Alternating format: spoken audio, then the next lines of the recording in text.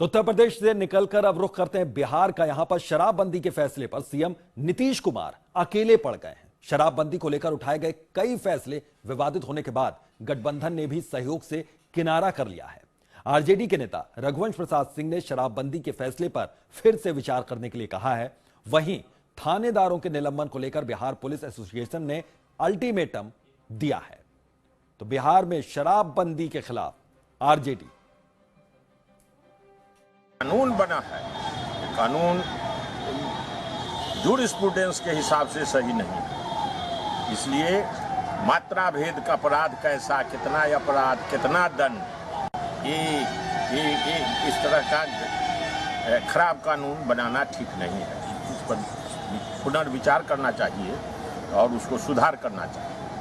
अब किसी के घर में एक बोतल कोई फेंक देगा, अब सौंसे परिवार धरा जाएगा। किसी का बेटा लफंदर हो जाएगा, एक बोतल कहीं से ले आवे तो उसका सब घर भर के गिरफ्तार कर लीजिए, जेल में डाल दीजिए।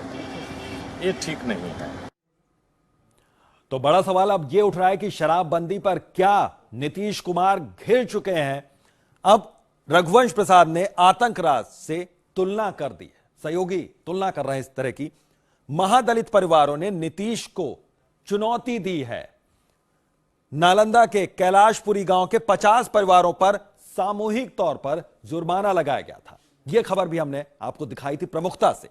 शराबबंदी करवाने में नाकाम रहने पर 11 थानेदार सस्पेंड कर दिए गए। उन्होंने तुरंत कार्रवाई क्यों नहीं की? इसमें फैसले के खिलाफ बिहार पुलिस एसोसिएशन ने अल्टीमेटम दे दिया है। शराबबंदी से होने वाले नुकसान की भरपाई के लिए पेट्रोल और डीजल महंगा हो चुका है, तो वहां के राजस्व को भी खतरा एक तरह से नजर आ रहा है। और सबसे बड़ा सवाल यही कि क्या नीतीश सरकार वहां पर घिरी नजर आ रही है? क्या है प्रावधान, यह आपको बता देते हैं। 31 मार्च 2016 को बिहार एक्साइज अमेंडमेंट बिल 2016 पास किया जाता है और 1 अप्रैल 2016 से ग्रामीण इलाकों में शराबबंदी लागू हो जाती है। 5 अप्रैल से पूरे राज्य में शराबबंदी व्यापक तौर पर लागू कर दी जाती है।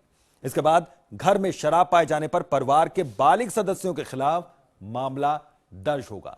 यह भी एक बड़ा प्रावधान। इसमें कम से कम 10 साल और अधिकतम उम्र कैद तक की सजा हो सकती है। कितनी कड़ाई से यह कानून बना है, इसका पालन होना है।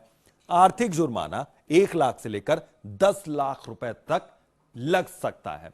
तो यही वजह है कि जब जिस गांव का हमने जिक्र किया, उस गांव के लोगों ने कहा कि इतने पैसे नहीं हैं, इसलिए हम जेल में जाना ज्यादा पसंद करेंगे।